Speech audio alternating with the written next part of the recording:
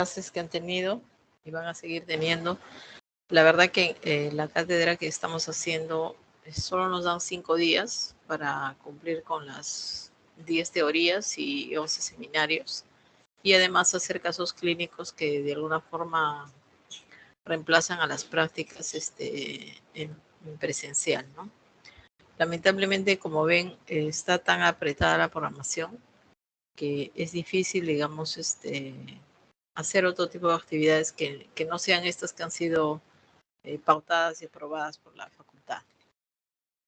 Bueno, en las anteriores clases que he tenido ya con el doctor Raimundo, han podido hablar de la anestesia regional. Él les ha presentado un esquema de qué tipos de anestesias podemos utilizar para llevar a los pacientes a los procedimientos quirúrgicos. Y como ya les he explicado, pues podemos hacer una anestesia regional o una anestesia general o anestesias combinadas, ¿no?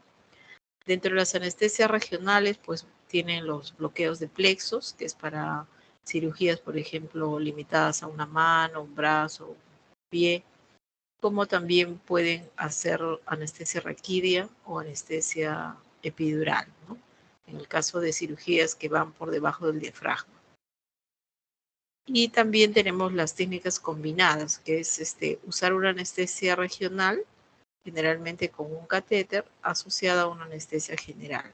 Esto lo podemos usar, por ejemplo, en cirugía de tórax, ¿no?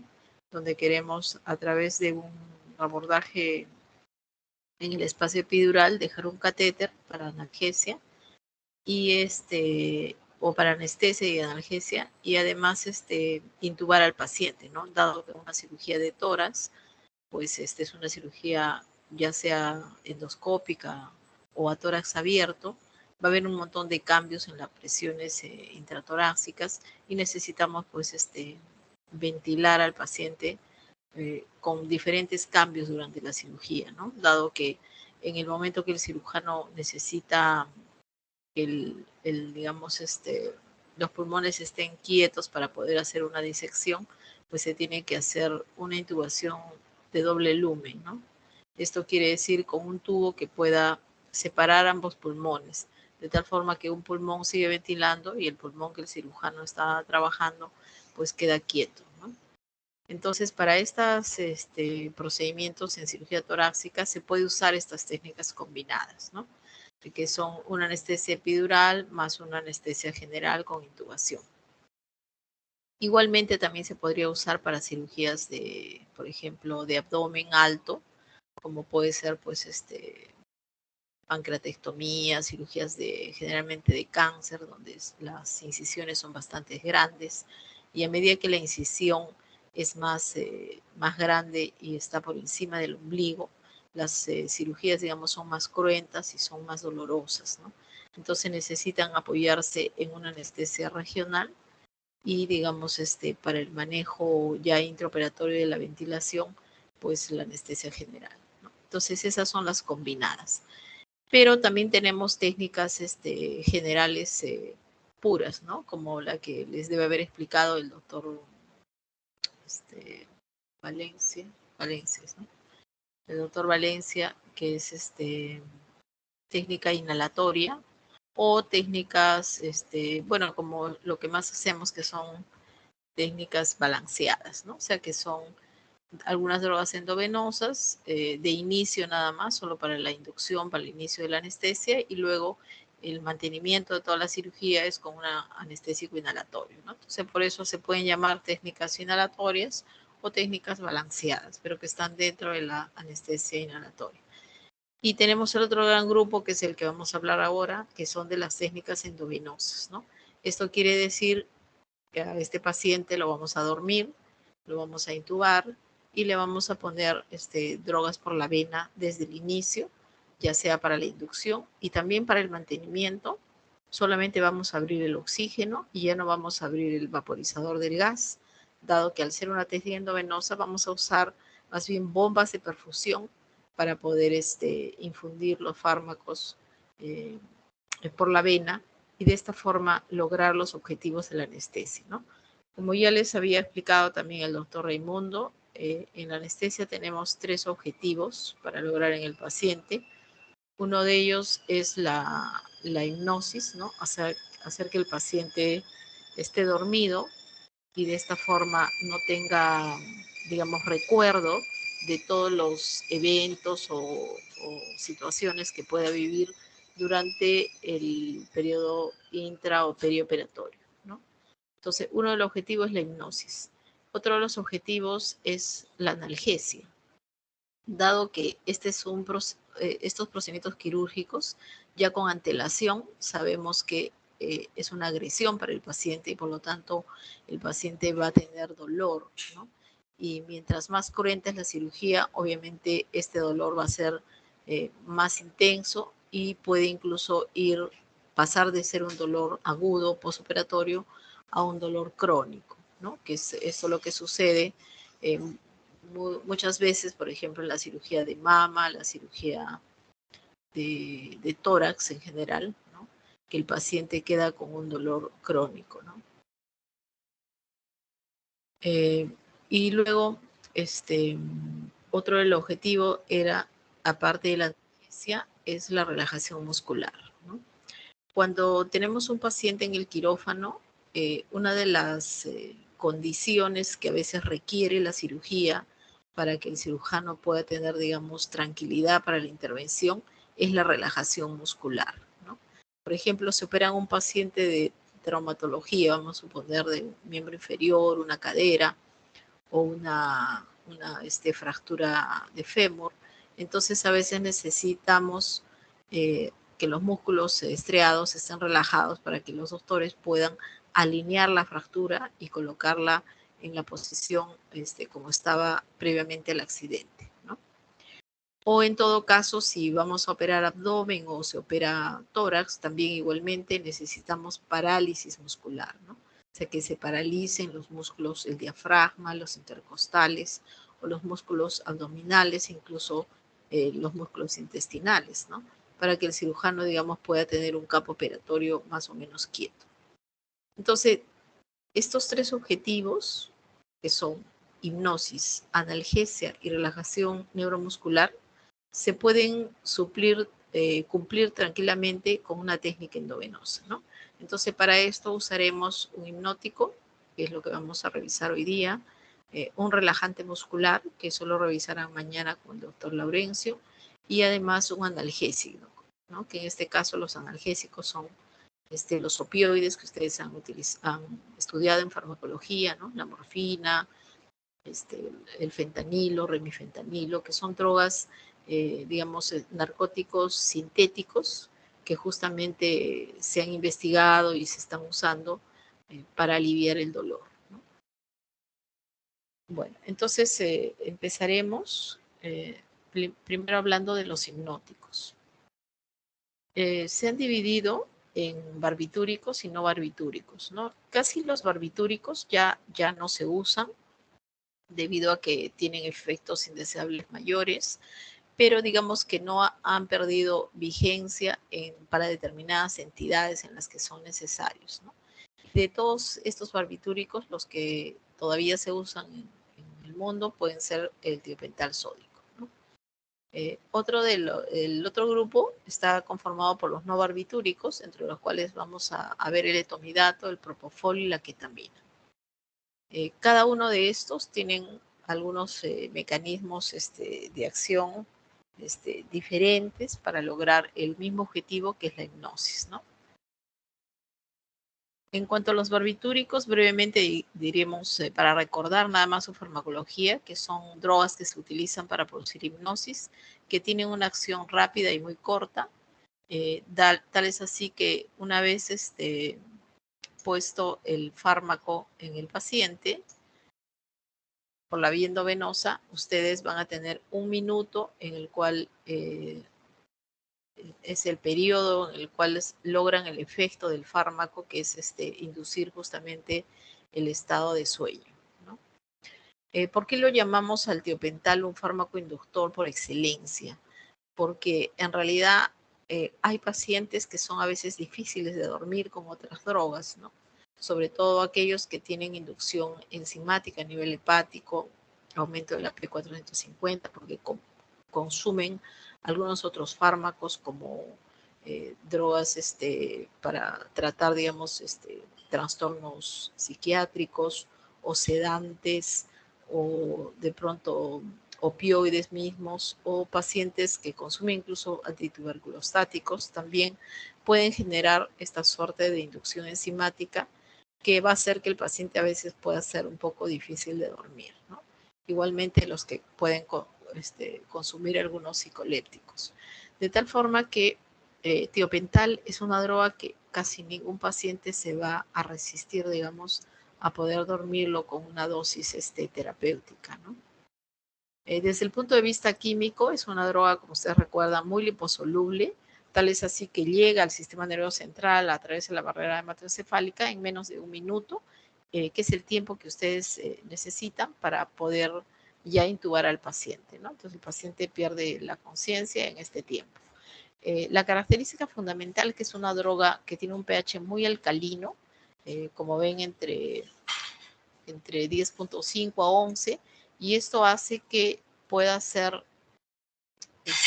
difícil digamos, de administrar por un vaso periférico muy delgado, porque esta alcalinidad hace que pueda producir flebitis por una lesión de la íntima de los vasos, ¿no?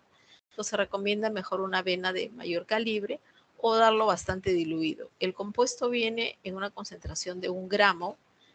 Esto quiere decir que se puede diluir en 40 ml de suero fisiológico o de agua destilada y tener una concentración de 25 miligramos por ml, ¿no?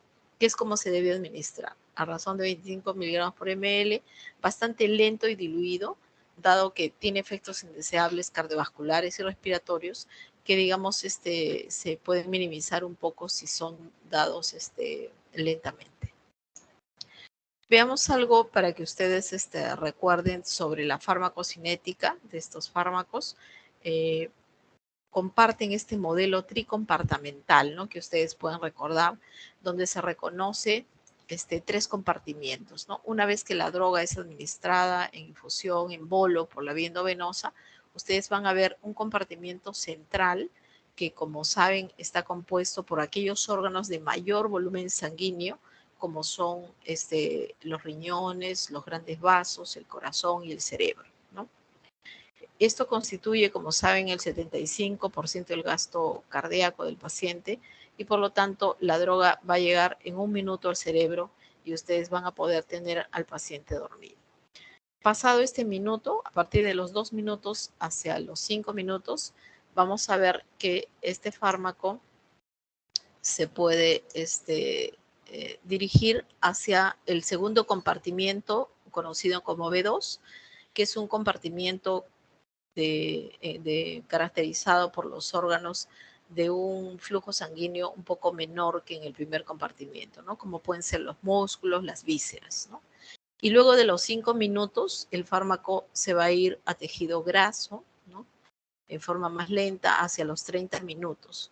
De tal forma que este compartimiento lento es importante tenerlo en cuenta, sobre todo en pacientes de alto peso, ¿no? Que estén con sobrepeso, para tener en cuenta que debemos, la droga la debemos calcular según el peso magro o el peso ideal del paciente, ¿no? No con el peso total, porque si no podríamos tener una dosis muy alta que se podría depositar en esta grasa y como ven acá las flechas son en ambas direcciones, ¿no? En algún momento obviamente esa droga va a volver a circulación sistémica y podría producir un periodo de rehipnosis en el paciente, tal vez en un momento en el cual ya no tenga una vigilancia por un médico anestesiólogo, ¿no? El metabolismo en sí del tiopental es bastante lento, 10 a 15% por hora, y su excreción es a nivel renal también, y se han encontrado incluso metabolitos en orina 7 días después. Por eso es que esta droga no se recomienda para cirugía ambulatoria o de corta estancia, sino para aquel paciente que, bueno, se hospitaliza, se va a operar y tiene una estancia de 5 días por lo menos en el hospital, ¿no? Teniendo esto ya un poquito más claro, es importante que reconozcan este modelo trincopartamental porque es compartido también por otras drogas que vamos a ver más adelante. El mecanismo en sí de acción es a nivel, al parecer, de receptor GABA, ¿no? Este receptor GABA se le ha dado en llamar un receptor barbitúrico o sedante convulsivo, ¿no? Debido a que sobre él justamente interactuarían estas drogas, tiopental, otros hipnóticos otros barbitúricos e hipnóticos que vamos a ver, además drogas esteroideas, ¿no? Y por lo tanto es importante recordar que el GABA es pues el neurotransmisor inhibidor, ¿no?, del sistema nervioso central y por lo tanto está relacionado a estas sinapsis inhibidoras, ¿no? Entonces, en el lado en la izquierda, ustedes verían cómo es la molécula tridimensional, ¿no? Cómo sería su morfología. Y en el lado derecho tienen una gráfica, digamos, de cómo el receptor a nivel de la membrana celular está compuesto por varias subunidades, ¿no?, sobre las cuales la subunidad alfa 2 actuaría, digamos, estos hipnóticos, ¿no?, desencadenando un ingreso de iones cloro y bloqueando así la propagación de este impulso nervioso, ¿no? Entonces, con lo cual, el paciente entraría pues en un periodo de sueño. En cuanto a qué efectos a nivel del sistema nervioso central, recordar lo que queremos, ¿no? Que el paciente entre en inconsciencia y amnesia, ¿no? Quiere decir que no tenga memoria de nada de lo que ha ocurrido en el quirófano y por lo tanto tampoco pueda, al entrar en inconsciencia, no pueda escuchar ni estar presente en las cosas que se pueden conversar ahí, ¿no? Esta depresión del sistema nervioso central se puede, digamos, visualizar a nivel de haciendo una electroencefalografía en el paciente, ¿no? Y es dosis dependiente. Esto quiere decir que yo puedo usar de dosis muy pequeñas, desde una hipnosis muy superficial, una hipnosis moderada, hasta una hipnosis profunda. Entonces ya se ha estudiado que para anestesia, o sea, para llevar a un paciente a un estado de inconsciencia bajo anestesia, solo es necesario una hipnosis moderada, ¿no? De tal forma que en los últimos años, a partir de los años 90, ya fue a nivel mundial, digamos, una obligación, un requisito, que todo paciente sometido a anestesia general, ya sea con inhalatorios o con estas drogas endovenosas, tenga un monitoreo de su sistema nervioso central, ¿no?, a través de algún tipo de monitor que permita ver el grado de profundidad hipnótica, ¿no? ¿Y por qué? Porque justamente el nivel de profundidad hipnótica, si sobrepasa de este nivel moderado, que es suficiente, podría causar, digamos, problemas en el paciente que vamos a ver más adelante, ¿no? Volviendo a tiopental, entonces se ha visto que esta es una droga que ha sido usada y sigue siendo usada como un protector cerebral, ¿no?, debido a estas tres características que tenemos acá, que disminuye la presión intracraneana sin alterar la presión de perfusión cerebral, el índice metabólico y el flujo sanguíneo cerebral. Estas tres características pues hacen a tiopental casi dentro de toda la farmacopeia una de las pocas drogas que pueden ser consideradas protector cerebral, asociadas también a los anestésicos locales, pero en los cuales su mecanismo de acción es por estabilización de membrana. Veamos acá cómo es que se monitoriza el paciente, ¿no? Como les había hablado el doctor Raimundo, hablando de los diferentes monitoreos que tenemos que hacer en el paciente, monitoreo cardiovascular, monitoreo de la ventilación, de la oxigenoterapia. Acá vamos a hablar del monitoreo de la profundidad hipnótica, ¿no? Entonces, para esto, este monitor BIS, ¿no?, que hace la medición del diámetro biespectral, que es bastante parecido o bastante cercano a lo que sería una electroencefalografía, pero no se puede usar electroencefalografía directa en el quirófano, debido a que este estudio, digamos, es muy sensible al movimiento, a los cambios eléctricos, y justamente en el quirófano es un lugar donde tenemos muchos equipos, ¿no?, que que podían producir algunas interferencias, ¿no? Entonces el monitoreo BIS es uno de los monitores más aceptados, digamos, en investigación en profundidad hipnótica que se sigue usando en el mundo.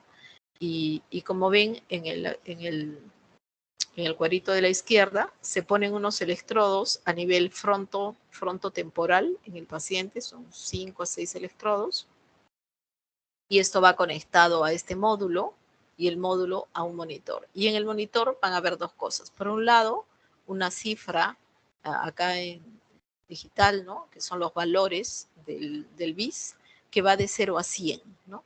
¿Qué quiere decir? 0, estamos hablando de un paciente en coma farmacológico, ¿no? O sea, que está profundamente en coma. O sea, que si le veríamos su trazado electroencefalográfico, sería prácticamente plano, ¿no? Entonces decimos de 0 a 100. 100 es el paciente obviamente despierto, ¿no? O sea, yo cuando monitorizo a un paciente, le pongo sus electrodos acá y está todavía despierto, no le he puesto ninguna droga, pues el paciente va a estar entre 95 y 100, ¿no? Y ustedes conversan con él, está totalmente lúcido. Posteriormente, cuando comenzamos a colocar las drogas de la inducción, ¿no? Comenzamos a decirle, bueno, señor, ya estamos acá, y vamos a empezar la anestesia, usted va a empezar a sentirse un poquito con una sensación de sueño, de tranquilidad, déjese llevar, no le va a pasar nada, ¿no? Siempre tenemos que dar, digamos, unas palabras dándole seguridad al paciente, dado que la idea de entrar al quirófano y ser sometido a anestesia general siempre puede hacer que el paciente esté muy, muy preocupado, ¿no? Y tenga la posibilidad, o tenga dentro de sus pensamientos la posibilidad de que de pronto no va a despertar, ¿no? Va a tener alguna complicación. Entonces es necesario explicarle, para esto hacemos lo que se llama la evaluación preoperatoria, que es un seminario que ustedes van a hacer con el doctor Aimé, donde el paciente es derivado al consultorio, evaluación preparatoria, días antes de la cirugía, y ahí se conversa ampliamente con el paciente, luego de haberlo examinado y ver su historial clínico, sus análisis, todo, y se le explica qué es lo que le va a pasar en el quirófano, ¿no? Entonces, inmediatamente el paciente que está ya con nosotros en sala, lo monitorizamos y vamos a ver un BIS que está entre 95 y 100. Posteriormente, cuando comenzamos a colocar las drogas, vamos a ver, si ponemos tiopental, propofol, cualquier hipnótico de estos, vamos a ver cómo el paciente comienza a bajar su BIS a unos 80, 75, 60, ¿no? Entonces, en pacientes ancianos se recomienda un BIS entre 55 y 60, ¿no? En cambio, en pacientes adultos jóvenes puede ser entre 40 y 60, ¿no? Esto es muy importante tenerlo en cuenta, dado que obviamente los extremos de la vida, tanto los ancianos como los muy, muy de lactantes a menos, son pues pueden ser más sensibles a estos cambios, digamos, hemodinámicos o a estos cambios que se producen en el cerebro generado por la administración de estas drogas, ¿no? Entonces, además de este BIS que decimos que es de 0 a 100, 100 está despierto, 0 está en coma, de 80 a 100 tiene una hipnosis superficial, de 60 a 80 tiene una hipnosis, perdón, por debajo de 60, entre 60 y 40 una hipnosis moderada, y por debajo de 40 pues es una hipnosis profunda, ¿no? Además vamos a ver, ven acá estas pantallitas con unos cambios de colores, ¿no? Acá se puede ver el espectrograma, ¿no? Que es una representación, digamos, de lo que está ocurriendo con ese fármaco en el cerebro, ¿no? Y eso es lo que vamos a ir controlando porque existe un espectrograma distinto para cada tipo de droga. Entonces, ¿cuáles son esas acciones a nivel cardiovascular ahora de tiopental? Ya hemos hablado a nivel del cerebro. A nivel cardiovascular es una droga depresora cardiovascular, básicamente por su efecto vasodilatador y porque tiene efectos directos sobre los receptores beta a nivel cardíaco y también a nivel simpático, ¿no? Entonces se ha visto que tiopental puede disminuir el gasto cardíaco más o menos en un 30%, del gasto cardíaco basal del sujeto, debido a esto, a que su efecto vasodilatador pues va a disminuir el retorno venoso, al tener un efecto bloqueante beta y una depresión miocárdica directa, y además hay una depresión del sistema nervioso central, ¿no? Esto aunado a que esta vasodilatación, el paciente va a presentar una hipotensión. De inicio se presenta una taquicardia, que es una taquicardia compensadora, ¿no? Por una actividad refleja que los vasoreceptores, al captar vasodilatación inmediatamente para conservar el gasto cardíaco, hacen una taquicardia compensadora que generalmente es fugaz, dura 2 a 3 minutos, y por lo tanto después ya se instala la frecuencia normal y tenemos un descenso de la presión arterial. Se ha visto que tiopental puede aumentar el flujo coronario y el consumo de oxígeno miocárdico, por lo tanto es una droga que no debe usarse en pacientes con enfermedad coronaria, ¿no? Porque va a vasodilatar los vasos sanos, pero en las áreas, digamos, de corazón y de miocardio isquémico, podría más bien hacer un fenómeno de robo, ¿no? Se debe usar con precaución en casos de taquicardia y de precarga disminuida, ¿no? Esto es el típico paciente que llega a la emergencia, ¿no? Siempre es un paciente que puede estar deshidratado o de pronto asangrado y por eso está taquicárdico y con precarga disminuida. Entonces, en estos hay que tener la precaución de que si vamos a usar este tipo de drogas, mejor tratar de ponerlos normovolémicos antes de entrar al quirófano, ¿no? Lo cual, si no se puede hacer, entonces tenemos que echar mano de otras drogas que vamos a ver más adelante. En cuanto a sus efectos a nivel respiratorio, se ha visto que tiopental es un depresor respiratorio central, dosis dependiente, ¿no? Disminuye la respuesta del centro respiratorio al CO2, ¿no? Esto ustedes lo pueden ver, digamos, si digamos a cualquiera de ustedes le ponen una bolsa de plástico, digamos, en la cabeza, en toda la cara, esta persona va a aumentar su CO2, ¿no? Pero va a llegar un momento en que los niveles de CO2 van a sensibilizar obviamente los receptores a nivel respiratorio y el paciente va a comenzar a hiperventilar, ¿no? Para tratar de eliminar ese CO2. Bajo el efecto de tiopental, esto no sucede. El paciente va a entrar primero en depresión respiratoria, que lo primero que ustedes van a ver es que disminuye la frecuencia respiratoria, luego va a disminuir el volumen tidal, hasta un periodo incluso de apnea, ¿no? Entonces, si el paciente entra en apnea, por ejemplo, ahí va a empezar pues, a acumular CO2 y por lo tanto no hay una respuesta compensadora bajo el efecto de estas drogas. Entonces, si no existe una persona, ahí un especialista que pueda manejar la vía aérea, pues el paciente va a entrar en una hipercardia severa, ¿no? Hipoxemia. Entonces es importante que cuando se maneja este tipo de drogas esté en manos de gente que sabe manejar la vía aérea, ¿no? O sea que si el paciente entra en apnea, no hay problema, lo oxigenamos y le damos ventilaciones, digamos, asistidas por nosotros, ¿no? Pero para eso se necesita pues una mínima experticia en lo que es el manejo de la vía aérea, el manejo de la ventilación, ¿no? Esa es una de las cosas que es importante que ustedes vayan al hospital, ¿no? Yo pienso que apenas den el visto bueno para que se pueda asistir al hospital, entonces ustedes van a poder entrar a sala y mirar estas cosas, porque ahí como tenemos varios pacientes en varios quirófanos anestesiados, pues es mucho más fácil hacer este tipo de, digamos, de visualización, ¿no? Yo siempre los invito, en realidad todos tienen los delegados y los doctores tienen mi celular. Cuando estén de vacaciones, sobre todo, es importante que usted, que ya no tiene esa presión de los exámenes, los seminarios, las clases, qué sé yo, que está más libre, pueda asistir, digamos, a prácticas, que el hospital lo único que les pide es que estén bajo la tutoría de algún docente, ¿no? O sea, solos no pueden estar. Siempre la tutoría de algún docente, porque es el responsable, digamos, de su presencia ahí. Entonces yo por años he tenido grupos de alumnos que, aparte de las prácticas, cuando hacían prácticas que eran muy cortas, muy poquito, porque a veces una cirugía puede durar 5 horas, entonces usted va 2 horas de práctica, ¿no? Casi no ha mirado nada, no ha mirado todas las fases de la anestesia, ¿no?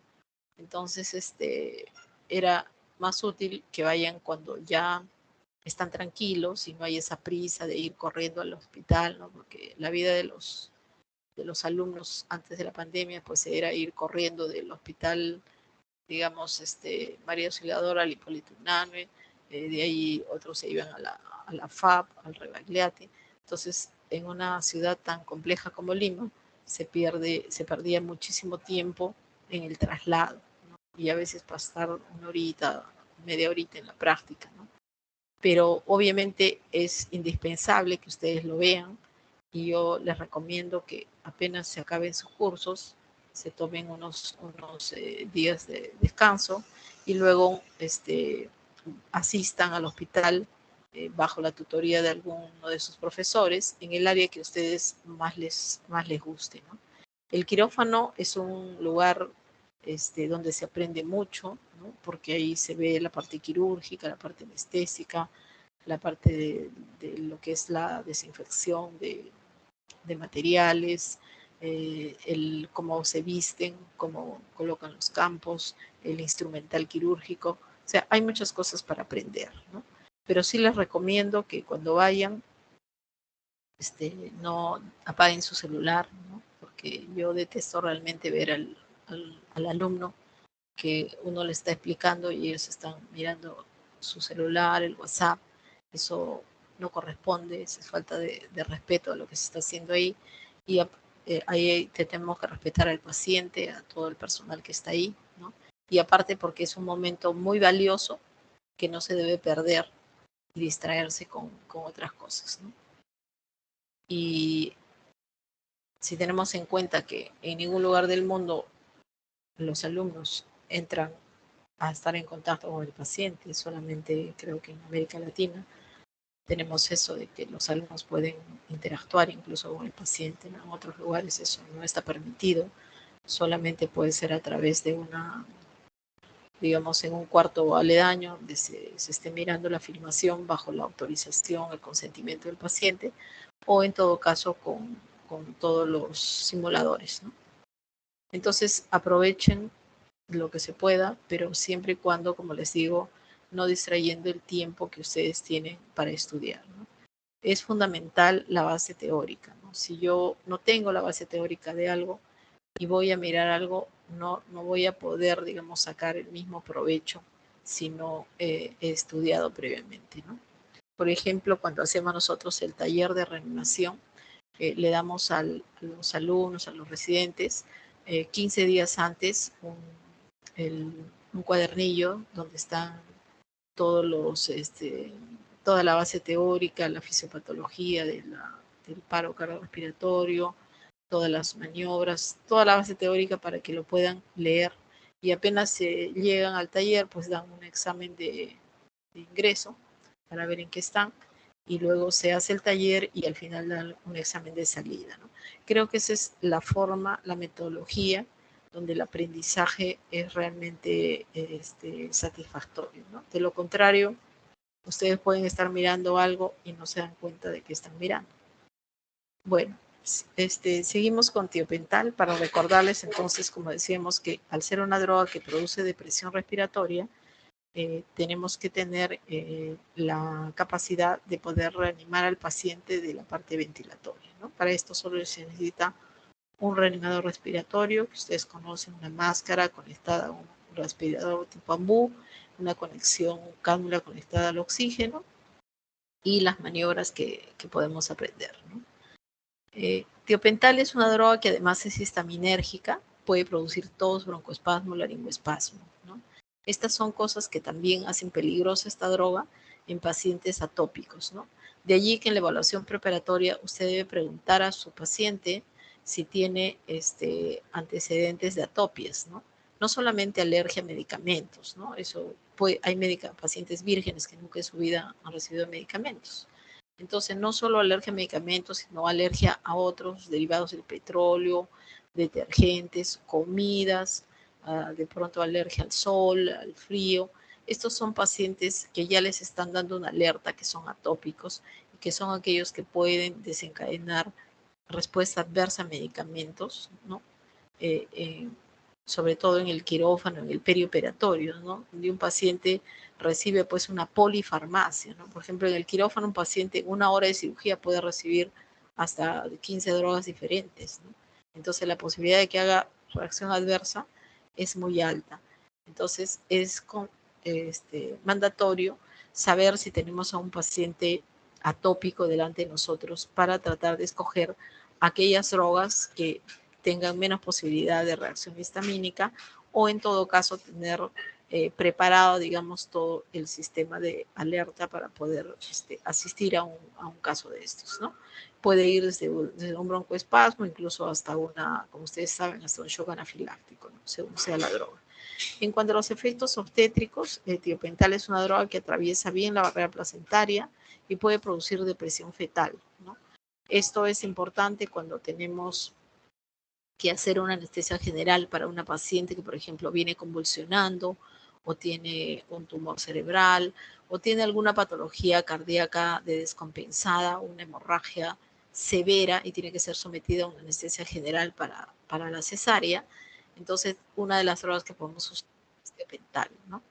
Pero tener en cuenta que al minuto va a llegar al cerebro de la madre, pero a los 3 minutos va a estar en circulación uteroplacentaria. Por lo tanto, debemos tener un cirujano bastante diestro que nos saque al niño en menos de 3 minutos para evitar depresión fetal, ¿no? La otra cosa es si por obvios motivos a veces la gestante es muy obesa, el abordaje es difícil debido a que cesarea 3 veces, los tejidos están pegados. Entonces, por más cirujano diestro que tengamos ahí para evitar lesiones intestinales, de vejiga, es necesario que se tome su tiempo el cirujano, que lo haga con calma, una disección tranquila.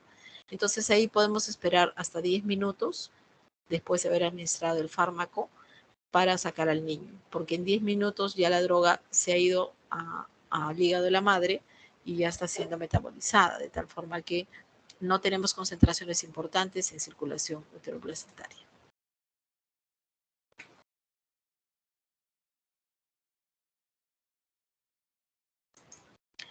En cuanto a los usos clínicos, entonces, ¿cuándo vamos a usar tiopental? Hemos dicho que lo podemos usar en la inducción de la anestesia, o sea, para dormir al paciente, poder intubarlo y poder manejarle, digamos, la vía aérea, ya sea siguiendo con drogas endovenosas o con inhalatorios, ¿no? Entonces podemos usarlo en esta inducción. También se puede usar para dormir a un paciente que es sometido a un bloqueo regional, por ejemplo, un bloqueo de plexo braquial, y bueno, necesariamente no debe estar el paciente despierto en el quirófano, eso es muy estresante, ¿no? Para los que estamos ahí, pues es normal, es nuestra casa, hacemos eso todos los días, podemos estar conversando de política, de otras cosas mientras hacemos nuestro trabajo, pero eso es muy estresante para el paciente, entonces debe estar dormido, ¿no? Si no usamos un sedante, podríamos usar también tiopental. Como anticonvulsivante, ya les digo, esta es una droga protectora cerebral anticonvulsivante que puede ser usado también en las emergencias cuando vienen pacientes en estatus convulsivo, ¿no? Como protector cerebral se usa de hecho también en pacientes por reanimación. La dosis de inducción en promedio es de 4 a 8 miligramos kilo según sea la edad del paciente y debemos disminuir el 50% de las dosis en aquellos pacientes que están premedicados. ¿A qué se refiere premedicado? O sea, un paciente premedicado que ya ha recibido otras drogas que pueden ser sinérgicas con estos hipnóticos, como puede ser benzodiazepinas o opiáceos, ¿no? De repente para el dolor, le dieron petidina, morfina. Entonces, aquel paciente premedicado hay que disminuir la dosis debido a que el efecto sinérgico puede producir mayor depresión respiratoria o cardiovascular. En pacientes ancianos igual, porque todas estas drogas se unen a proteínas plasmáticas, realmente el anciano puede tener algún grado ya de depresión de estas proteínas. Y aquellos pacientes con estado físico comprometido también, que son pacientes desnutridos o pacientes frágiles, ¿no? Que tienen otras patologías sistémicas. Complicaciones, con tiopental vamos a hablar de las reacciones anafilácticas de las que habíamos dicho, que van desde urticarias, edema facial hasta el temido broncoespasmo, ¿no? Dolor a la inyección y flebitis, habíamos dicho por el pH del fármaco, muy alcalino. Necrosis por su uso intraarterial. Normalmente esta droga, claro, debe ser administrada en una vena, pero a veces cuando tenemos al paciente canalizada la radial para tener un cateterismo radial y poder tener una presión arterial media. Por obvios motivos, por error, si es colocada en una arteria, puede producirse una lesión de la íntima con obstrucción del vaso y necrosis de la extremidad distal si no hay circulación colateral. Contraindicado tiopental en cualquier tipo de porfiria por su metabolismo hepático. En pacientes chocados, habíamos visto el efecto cardiodepresor importante, el paciente chocado no es candidato, y pacientes atópicos o con asma bronquial. Vamos a ver ahora el otro grupo de los no barbitúricos. Dentro de estos tenemos etomidato. Etomidato es un excelente hipnótico, tan antiguo como tiopental. Se sigue usando en el mundo, se usa mucho en cirugía cardíaca en pacientes hemodinámicamente descompensados, debido justamente a estas tres características, ¿no? Que produce mínimos cambios hemodinámicos, depresión respiratoria mínima, tiempo de recuperación muy rápida, al minuto el paciente, a los 7, 10 minutos el paciente ya está despierto, a diferencia de tiopental que es más prolongado, y básicamente que no libera histamina, o sea que se puede usar con facilidad también en pacientes atópicos, ¿no? La elevada liposolubilidad le confiere también su efecto al minuto en el cerebro y ya podemos intubar al paciente. El modelo farmacocinético es tricopartamental, similar a tiopental que habíamos visto. Actuaría también sobre este complejo receptor pentamérico GABA-benzodiazepinas que hemos conversado ya. Y la excreción del fármaco es a nivel renal y biliar. Y la diferencia con tiopental es que este fármaco en 24 horas ya está fuera del organismo. O sea que se podría usar en cirugía de corta estancia, que el paciente que viene hoy y se va al día siguiente a casa, posoperada. Acciones farmacológicas, vamos a ver en etomidato, que tiene un gran efecto hipnótico por su efecto sobre los receptores GABA, pero no altera la respuesta al CO2, ¿no? Esto es excelente porque diríamos que teniendo un efecto corto, el paciente no tenemos riesgo de que entre en hipercarbia, digamos, y inmediatamente comienza a ventilar, ¿no? Otros de los efectos sobre el sistema nervioso central, parecidos a tiopental, su disminución de la presión intracraneana, lo cual la haría una droga de segunda línea como protector cerebral, también por su efecto sobre el índice metabólico cerebral y el flujo sanguíneo cerebral, dentro de los márgenes siempre de autorregulación cerebral. Sobre el sistema respiratorio, también es una droga que sí deprime la ventilación, pero de forma muy leve, y además, al no liberar histamina, es bastante útil en pacientes hiperreactivos bronquiales, ¿no? En cuanto a efectos cardiovasculares, diríamos que es el hipnótico que mayor estabilidad hemodinámica da, dado así, por eso se usa en cirugía cardíaca, tanto en cirugía valvular como en cirugía, digamos, coronaria, ¿no?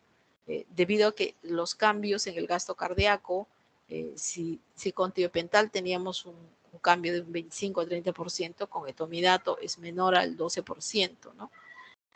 Y también en esta balanza demanda de aporte de oxígeno al miocardio también es una de las drogas que produce menos efecto indeseable, ¿no? Lo cual la hace pues una droga útil en pacientes cardiópatas. Produce mínimos cambios, como vemos ahí, en la presión arterial pulmonar, venosa central, presión capilar pulmonar, resistencia ocular sistémica y pulmonar, ¿no?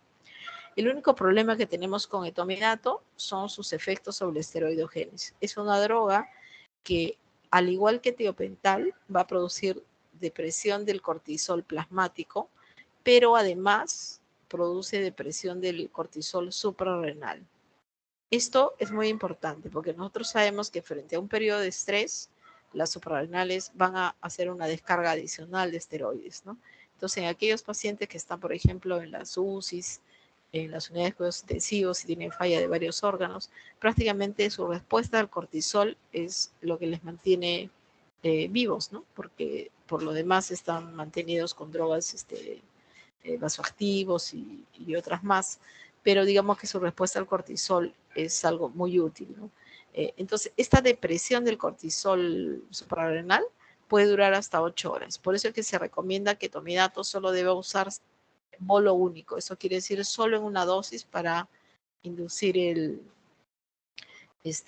para inducir, digamos, el sueño y poder intubar al paciente. No se puede usar en infusión continua. En cambio, Tiopental sí se pudiera usar en infusión continua. Antiguamente, bueno, hace unos años lo usábamos en pacientes con tétanos que eran difíciles de ventilar, ¿no? En infusión continua, en pacientes post-reanimación. Y bueno, ahora que tuvimos en la época de la pandemia, ustedes saben que para tener a los pacientes bastante bien ciclados con el ventilador mecánico, era necesario darles relajantes musculares y también dormirlos, debido a que estos pacientes estaban demasiado estresados ya con la enfermedad y en una UCI donde la luz está prendida, existe un montón de ruidos y cosas, no era, digamos, humano tenerlos pues despiertos, entonces había que dormirlos, tanto para la ventilación como para digamos, darles un mayor confort, y se usaron pues muchas benzodiazepinas como midazolam, pero el midazolam se acabó en el mundo y por lo tanto ya no teníamos qué benzodiazepinas darles, ya se acabó el midazolam, el diazepam, se echó mano del propofol que vamos a ver más adelante, y en algunos casos si tenía tiopental también, ¿no? Se podía usar. Entonces es muy importante recordar que esta droga sí debe usarse en un solo bolo, no en infusión continua como las otras que vamos a ver. Usos clínicos, entonces vamos a utilizar la inducción de la anestesia. Hemos dicho básicamente indicado en pacientes con patología cardíaca, ya sean los que vienen a la emergencia, todos están hipovolémicos o pueden tener enfermedad coronaria o cualquier otra situación de bajo gasto, valvulópatas. En neurocirugía también diríamos que es una droga de segunda elección, y en pacientes alérgicos y con asma bronquial. Estaría contraindicado también en el caso de porfiria, debido a su metabolismo también a nivel hepático, y también contraindicado en sedaciones prolongadas, justamente por sus efectos sobre el esteroidogénesis. En promedio, el bolo de inducción puede ser de 0,2 miligramos kilo. Este va a durar más o menos 7 a 10 minutos el efecto y después el paciente va a despertar y la droga es eliminada en menos de 24 horas, o sea que se puede usar en cirugía de corta estancia. Vamos a ver una tercera droga que es el propofol. El propofol es un hipnótico de acción ultra rápida. ¿Por qué se dice esto? Porque habíamos dicho que las drogas previas, por lo menos nos toma un minuto dormir al paciente, ¿no? Este minuto, aunque ustedes no lo crean, puede ser muy estresante para el paciente, dado que el paciente comienza a estresarse desde el día que el cirujano le dice, bueno, señor, hemos evaluado su historia, sus ecografías, qué sé yo, y lo que usted tiene es un problema quirúrgico, hay que operarlo, ¿no? Entonces, esto ya tiene un impacto muy importante en el paciente, ¿no? Ellos ven la posibilidad de no salir del quirófano o de complicarse la cirugía, qué sé yo. Entonces, el paciente ya empieza a estresarse. Pero bueno, cuando es una cirugía programada, pues el paciente tiene tiempo. El cirujano le dice, bueno, vaya, piense, háblelo con su familia, ya me avisa, ya viene tal día, ¿no? Entonces le da tiempo a que se haga la idea y tome, digamos, todas sus precauciones. En cambio, el paciente que viene por la emergencia es diferente, no tiene mucho de este tiempo. Entonces, es importante tratar de hacer una inducción lo más rápida, ¿no? El momento más crítico que se ha visto en los pacientes que se operan es el momento que la enfermera le dice, bueno, señor, póngase la bata y ya va a bajar porque ya lo están llamando al quirófano, ¿no? Es un momento de alto estrés, por eso se recomienda en la evaluación preoperatoria darle al paciente una benzodiazepina la noche previa a la cirugía y el mismo día de la cirugía, primera hora, para que el paciente tenga ansiólisis, ¿no? O sea, no tenga menos estrés. Pero si esto no ha sucedido, un gran amigo nuestro es el propofol, ¿no? Porque hace una inducción ultra rápida. En menos de 20 segundos, mientras usted le va diciendo al paciente, a ver, señor, estamos acá reunidos, vamos a hacer un viaje en aerolíneas, por decir, María Auxiliadora, que es mi hospital. Entonces, el paciente ni siquiera le ha dado tiempo de contar hasta 10 y ya está dormido, ¿no? Entonces, por eso se dice que este es un fármaco que produce un sueño muy agradable, y los colegas, por ejemplo, que nosotros hemos anestesiado y que son, claro, la gente que a veces le vemos de nuevo después, ¿no? Y nos comentan, nos dicen que el dormir con propofol es un sueño muy agradable, ¿no? Muchos dicen, un amigo me acuerdo que me decía, esa droga que me has puesto, creo que no he dormido nunca tan feliz, creo que ni cuando era era bebé y estaba lactando, ¿no? De tal forma que Propofol es una droga muy, muy ideal desde el punto de vista de que no, el paciente no tiene tiempo para excitarse ni para pensar en cosas malas, y además da condiciones ideales de intubación. ¿A qué se refiere eso? Propofol va a producir una gran vasodilatación y por lo tanto puede bajar un poco la presión arterial y producir un descenso también de la frecuencia cardíaca, lo cual es ideal porque la intubación se considera un procedimiento supramáximo dentro de la escala de dolor, o sea que es muy doloroso, ¿no? O sea, introducir un tubo por las cuerdas vocales, a pesar de que estén las cuerdas vocales paralizadas por el relajante, se ha visto que por más analgésico, hipnótico, todo que le ponemos, a veces el paciente puede sentir dolor y taquicardia, hace hipertensión. Entonces, en un paciente en el cual pequeños cambios en la presión arterial, en la frecuencia cardíaca, pueden ser deleterios, digamos, para su corazón, ¿no? Como pueden ser los pacientes coronarios, este tipo de drogas da estas condiciones ideales de intubación. El propofol, entonces, es una droga muy liposoluble. Esa elevada liposolubilidad le confiere esta rapidez de actuar, que es en 25 segundos, ¿no? Entonces, desde el punto de vista farmacocinético, es esta alta liposolubilidad, decíamos, le confiere esta rapidez de acción. Entonces, vamos a ver aquí en la curva, como ustedes ven,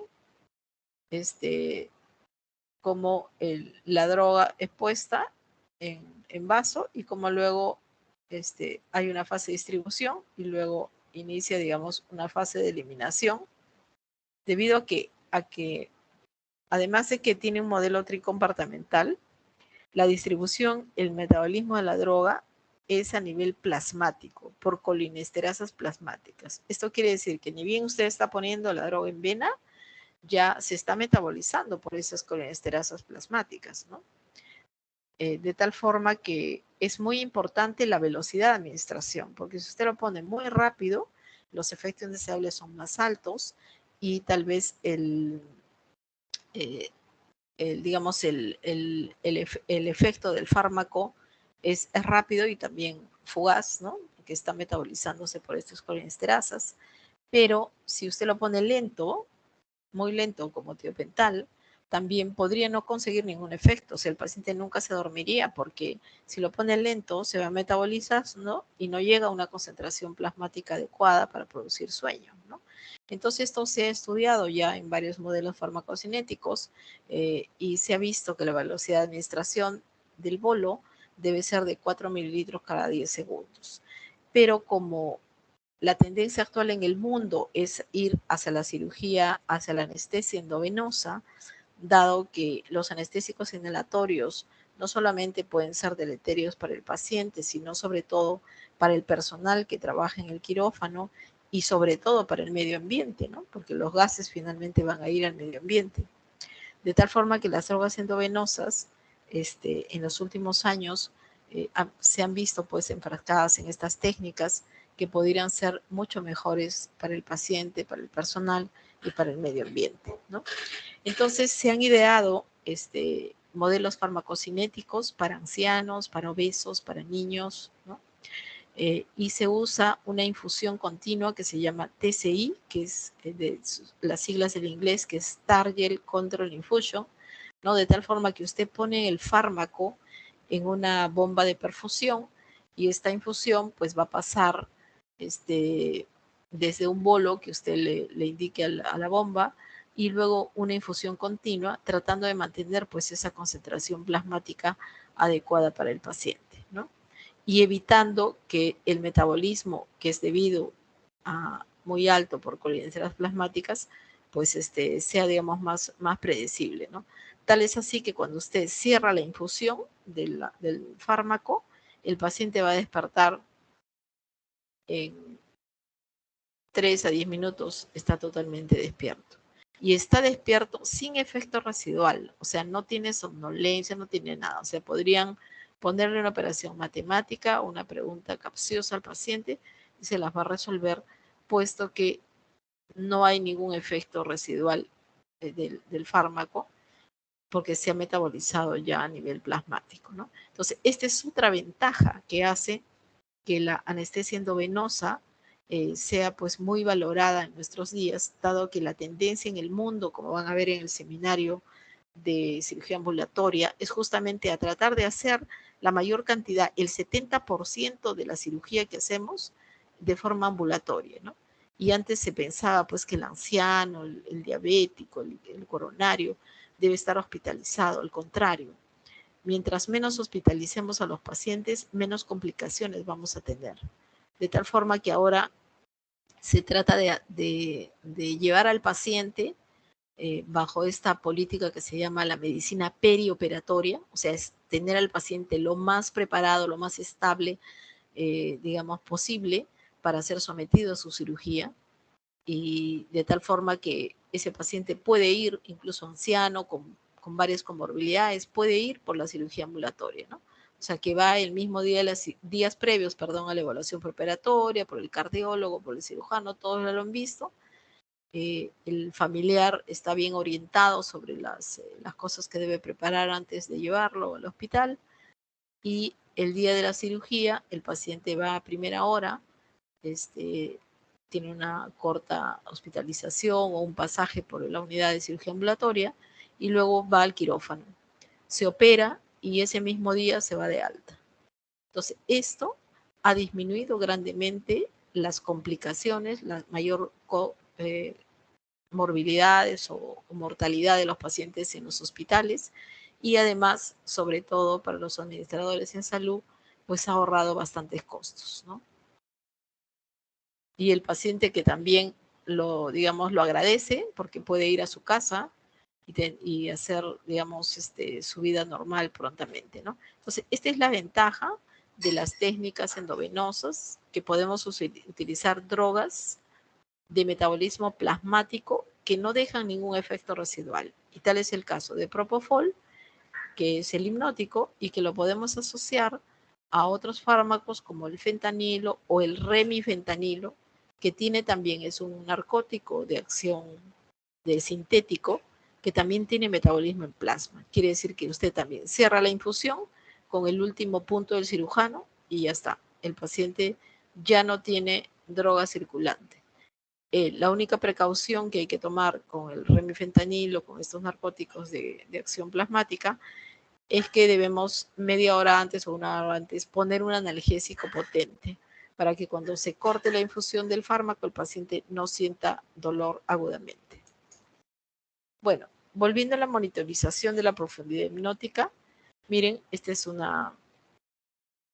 está graficado de cómo vemos el espectrograma, digamos, estos cambios que se han hecho en, digamos, en investigación, estos cambios que se dan a nivel del cerebro con el efecto de las drogas, ¿no? Entonces, en el primero de la izquierda, este cerebrito de la izquierda, vemos el paciente despierto, ¿no?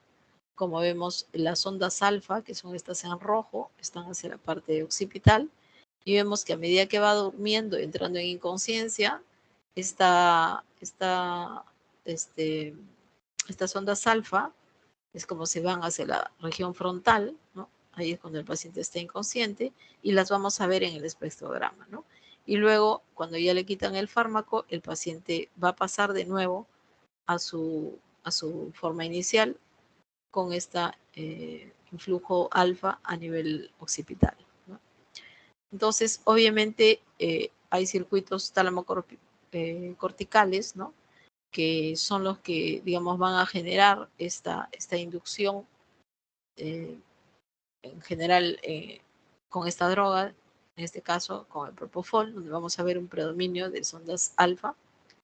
Vamos a ver la siguiente. Acá tenemos todas las oscilaciones, ¿no? Miren, cuando el paciente está despierto, hay un predominio de ondas gamma y beta, ¿no? Luego el paciente comienza a dormirse, entonces puede haber un periodo de excitación, ¿no? Con oscilaciones beta. Si entra en un estado de sedación, vamos a ver una mezcla de ondas alfa y ondas beta. Y cuando el paciente está inconsciente, por ejemplo con Propofol, hay un predominio de ondas alfa, ¿no? Que van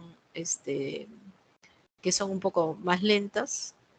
Y finalmente, si el paciente va a una inconsciencia, digamos, más profunda, ya se puede producir estas zonas que son de burst suppression, se llama así, o sea, que son como periodos en los cuales no hay función cerebral, ¿no?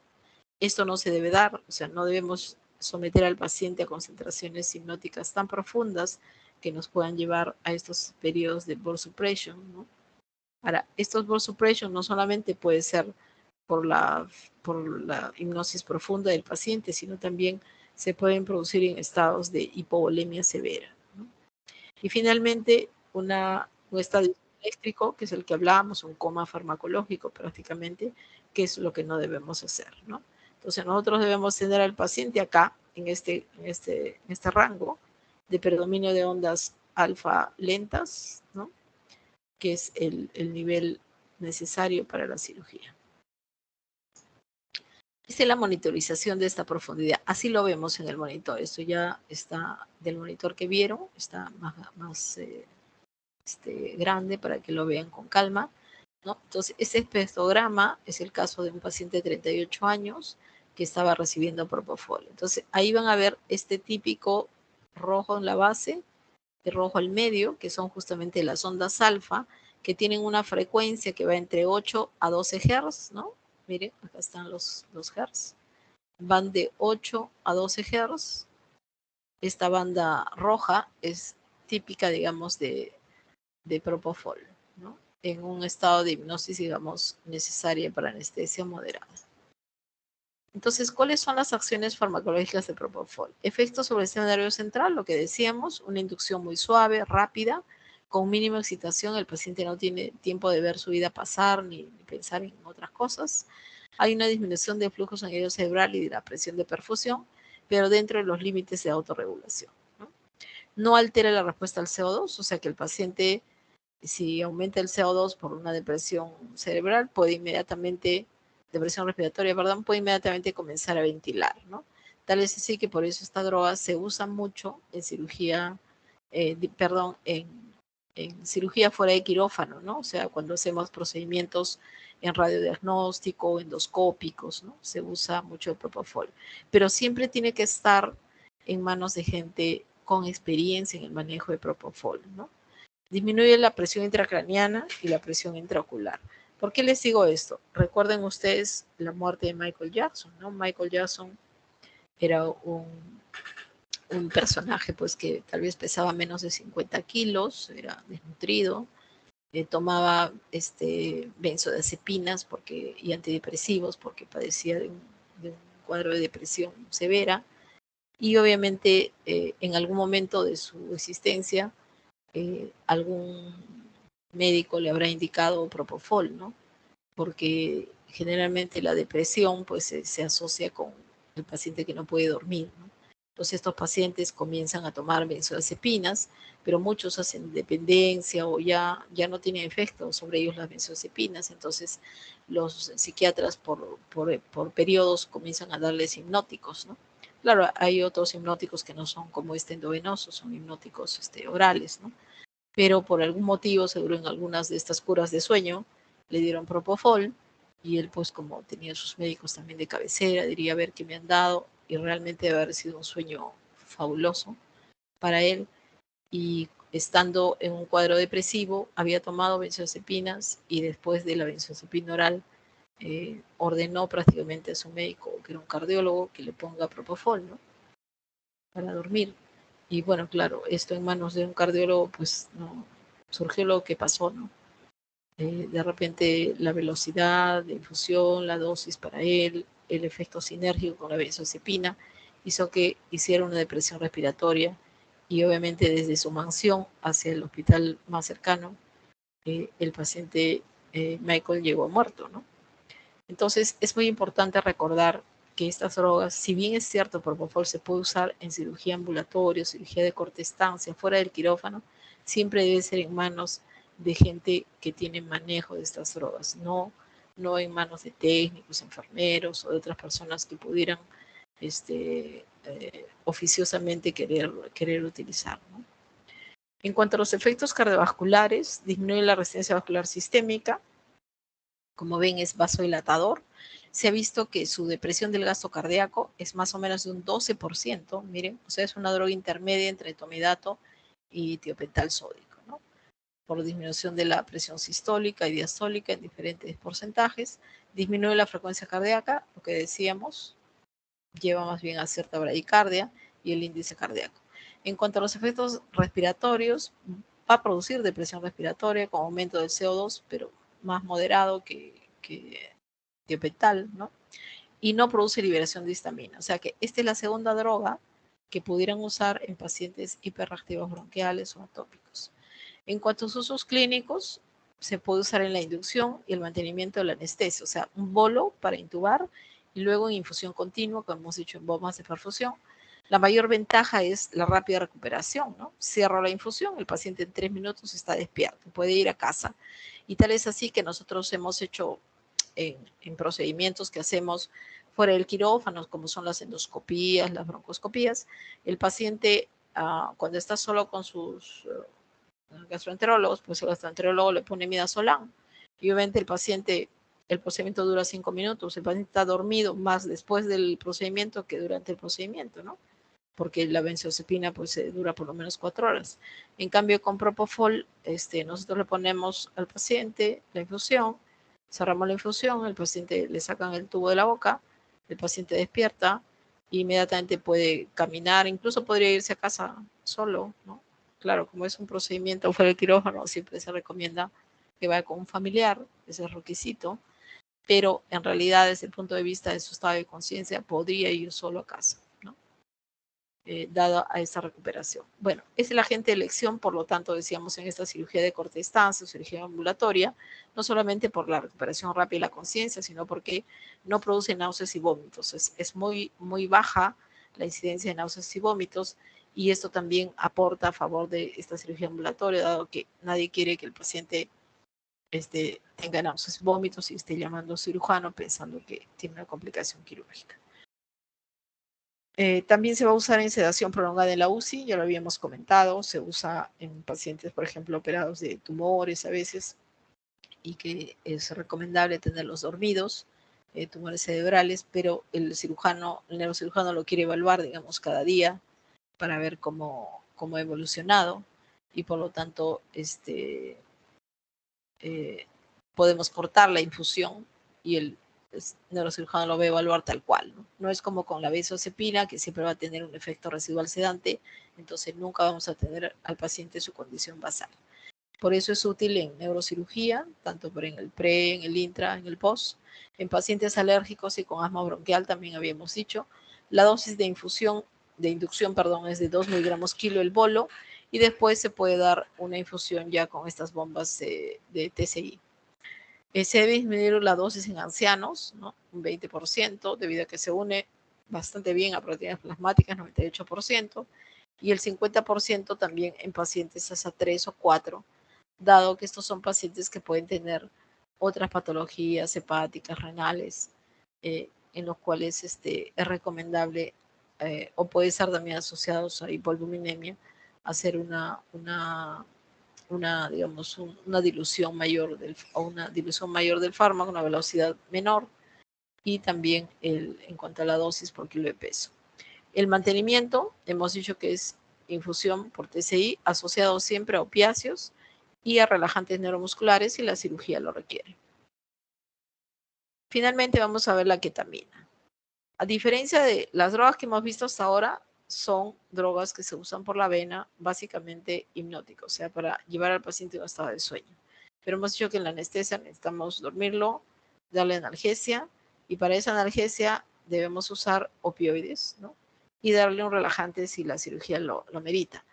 Pero la ketamina es un anestésico endovenoso, o sea, esto quiere decir que tiene efectos hipnóticos y además analgésicos, o sea que no sería necesario asociarla a un opioide, ¿no? Porque se puede usar sola y ya tenemos los dos efectos importantes, ¿no? Se ha visto que produce efectos estimulantes cardiovasculares, ¿no? A diferencia de las otras dos drogas, esta es una droga que produce hipertensión, taquicardia, por aumento de catecolaminas, alteraciones psíquicas al despertar también, ¿no? O sea, el paciente puede presentar euforia, delirio en su despertar, en la medida de recuperación, y esto ha limitado el uso en los últimos años de esta droga.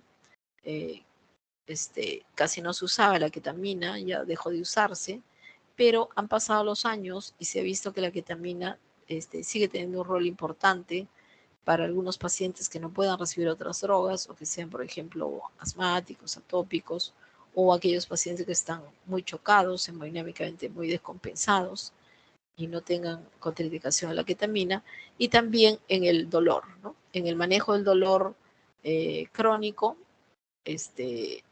por su mecanismo de acción que vamos a ver más adelante. Entonces, la ketamina está compuesta por dos estereoisómeros, la ketamina R y la ketamina S. Perdón, acá hay un error en el signo, la S es la levógira. Se ha visto que la ketamina S es aquella que no tiene esos efectos indeseables cardiovasculares ni los de delirio, ¿no? Y al contrario, se ha visto que tiene que cada uno de estos isómeros van a tener diferente afinidad por su unión al receptor NMDA sobre el cual actúan, ¿no? Y la ketamina S tiene 4 veces mayor afinidad sobre este receptor, ¿no? Por lo tanto, es el mejor inductor de sueño que la ketamina R. Entonces decimos, si nosotros usamos la ketamina porque nos interesa el sueño, entonces deberíamos mejor usar solo la ketamina S, que no tiene tantos efectos indeseables, pero que sí tiene una gran afinidad por este receptor y es el que va a producir sueño, ¿no? Entonces, ¿cuál es el mecanismo de acción? Entonces, la ketamina va a bloquear estos receptores MDA. Al bloquearse, digamos, este receptor, se va a bloquear la actividad del glutamato, que como sabemos el glutamato es el neurotransmisor excitatorio que existe en mayor abundancia en el sistema nervioso central, y la consecuencia de este bloqueo de la actividad del glutamato va a ser el efecto hipnótico que queremos, amnésico, no tenga memoria de lo que ocurre, analgésico y además psicomimético, ¿no? El psicomimético es ese despertar que puede tener un poco en delirio, pero además en los últimos tiempos se vio que la ketamina podía tener un efecto neuroprotector, ¿no? En aquellos pacientes que tuvieran un daño neuronal hipóxico mediado, digamos, por la activación del MDA por exceso de glutamato. Entonces, en esos pacientes se había visto que pequeñas dosis podían ser más bien neuroprotector, ¿no? Porque a dosis terapéuticas, digamos, normales, la ketamina más bien puede producir aumento de la presión intracraneana y por eso está contraindicada en pacientes portadores o con riesgo de hipertensión intracraneana, ¿no? Por ejemplo, tumores, traumas encefálicos. Viendo acá un poquito más cómo sería el mecanismo de acción, digamos, la ketamina, ¿no? Actuaría sobre este receptor NMDA, que es este de acá, y se produciría un bloqueo de la secreción de glutamato con todos los efectos que hemos visto. Pero en los últimos años, más o menos por el año 90, se comenzó a ver que la sobrevida, obviamente, de los pacientes con cáncer algunos cánceres era importante, ¿no? O sea, de varios años, sobre todo en cáncer de mama, de próstata. Entonces, estos pacientes pasaban por varias etapas, digamos, en su evolución del cáncer, y cuando ya estaban en etapas metastásicas, tenían ya dolor importante, ¿no? Entonces ahí el paciente pasa a la unidad de dolor o pasa con el oncólogo y le comienzan a dar morfina, ¿no? Para su dolor por cáncer. Generalmente es cuando las metástasis o el tumor, digamos, ya ha cogido vísceras, ha cogido hueso, periósteo, ¿no? De tal forma que estos pacientes comenzaban a tomar morfina y cada vez necesitaban más morfina, ¿no? Podían llegar a 250, 300 miligramos de morfina al día, lo cual son dosis muy altas, y el paciente, si bien es cierto, podía aliviar en algo su dolor, más bien tenía efectos indeseables de los narcóticos, como son estreñimiento, o estaban dormidos permanentemente, ¿no? Entonces es un paciente que ya no tenía calidad de vida. Durante la noche lloraba de dolor, porque ya el opiáceo no le era suficiente, y durante el día estaba estreñido, dormido, ¿no? De tal forma que la calidad de vida era mala, ¿no? Entonces se dijo, ¿qué hacer con estos pacientes que hacen este fenómeno que se llama tolerancia a opiáceos? O sea, por más dosis que le des, ya no vas a conseguir más efectos, sino más bien efectos indeseables. O sea, ya no hay efecto analgésico. Entonces se dijo, pero a ver, si estos pacientes ya están metastásicos, están en una fase final de sus cuidados paliativos, pues hay que tratar de darles confort. Entonces, ¿por qué no darles ketamina? Que la ketamina les va a dar cierta euforia, los va a despertar, ¿no? A dosis obviamente pequeñas, y el paciente va a tener analgesia. Y comenzaron a hacer esto, ¿no? Le quitaron los mórficos y les daban ketamina. Entonces los pacientes estaban despiertos, felices, otra vez interactuando con sus familiares y sin dolor, ¿no? De tal forma que pasado un periodo, 15 días, un mes, 2 meses del uso de la ketamina, podían los pacientes regresar a tomar las dosis de morfina casi que usaron en sus primeros estadios del cáncer, ¿no? En sus primeros momentos que necesitaron morfina. ¿Por qué? Porque el fenómeno de tolerancia a opiáceos había desaparecido, ¿no? Entonces, esta es la gran utilidad de la ketamina, que se puede asociar a muchas terapias en dolor crónico, neoplásico y no neoplásico, ¿no? Y ahí es donde se vio que tenía efecto no solo sobre los receptores NMDA, como hemos visto en la gráfica anterior, sino sobre los receptores opiáceos, ¿no?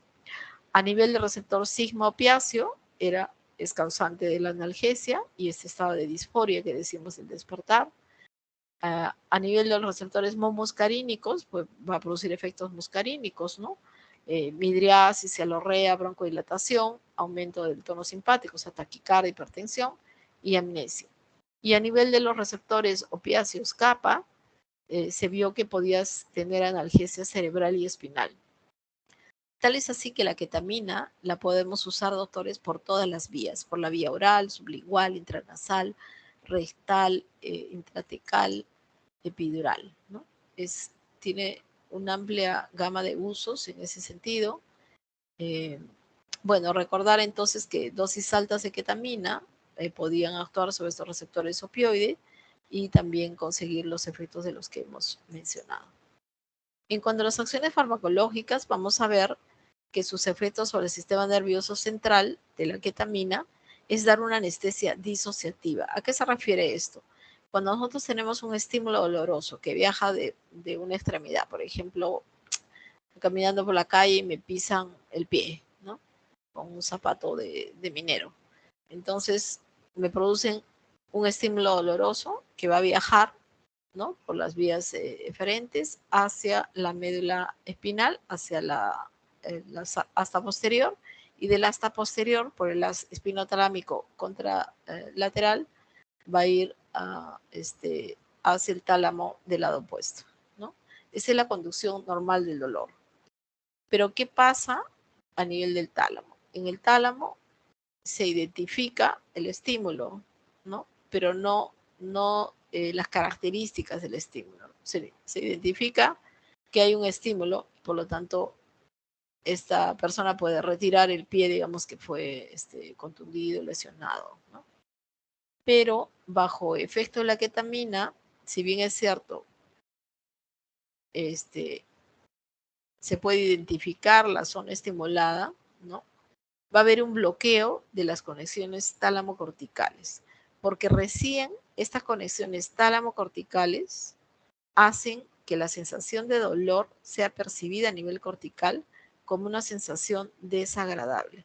Entonces la ketamina bloquea esas conexiones tálamo-corticales, o sea, disocia el tálamo de la corteza. Por lo tanto, el individuo bajo efecto de ketamina puede localizar la zona estimulada, o sea, retirar la zona que fue estimulada, más no va a sentir dolor, ¿no? Además, esto se asocia pues a un estado de inconsciencia, o sea, bajo efecto de la ketamina, pues va a estar inconsciente, no va a recordar nada de lo ocurrido en este evento en quirófano, y además tiene una analgesia durante la cirugía y una analgesia residual, que puede ir hasta 2-3 horas. Además, se puede presentar con ketamina un estado cataléptico, o sea, es decir, que si yo no le pongo una benzodiazepina asociada a ketamina, El paciente puede permanecer con sus ojos abiertos, va a tener un reflejo corneal, puede presentar un nistagmo lento a nivel ocular, puede presentar un aumento del tono muscular, incluso movimiento de pequeños grupos musculares como mioclonías. Va a presentar dilatación pupilar, que hemos dicho que era un efecto muscarínico, lagrimeo y salivación. Entonces, estos son los efectos normales de la ketamina. Si no le ponemos una benzodiazepina para que el paciente, por ejemplo, cierre los ojos, probablemente el que vea a este paciente va a pensar que está sintiendo dolor, ¿no? O sea, que todas estas cosas que presenta son por dolor. Pero no, ese es el efecto de la ketamina. Entonces, por eso en una técnica que se llama la ketaranalgesia, se asocia a la ketamina una benzodiazepina, lo cual disminuye, digamos, el efecto de reacciones al despertar y también hace que el paciente cierre los ojos y evitamos, digamos, tener un aspecto que sería cuestionable de repente por los que no saben que el paciente está recibiendo ketamina. La ketamina además produce vasodilatación cerebral y aumento de la presión intracraneana, ¿no? Esto hace que esté contraindicada en pacientes con hipertensión endocraniana, pacientes con TEC. Las reacciones al despertar de las que hablábamos van de un 5 a un 30%. Esto quiere decir que cuando el paciente ya pasó su cirugía, está en la unidad de recuperación, ya no le estamos dando ketamina, obviamente, puede presentar alteraciones del estado de ánimo, ¿no? De pronto está eufórico o puede estar llorando, ¿no? Percepciones de la imagen corporal, o sea, pensar que son una araña, que son un tigre, alucinaciones visuales, auditivas, algunos, por ejemplo, de pronto gritan y luego cuando ya están despiertos dicen, ¿por qué gritabas? Y dicen que, bueno, se soñaron que lo perseguía pues una tarántula, un animal, que o alguien que les quería hacer daño, ¿no? Entonces, todos estos sueños, delirios, alucinaciones pueden producirse con ketamina y van, como les digo, en este rango tan amplio, debido a que depende mucho de la personalidad premórbida del paciente. Esto quiere decir que cuando lo usamos en niños que no tienen, pues, digamos, experiencias negativas, probablemente solo usemos ketamina, nunca le asociamos casi una benzodiazepina. Pero en cambio en los adultos siempre debemos usar una benzodiazepina para evitar estas reacciones del despertar.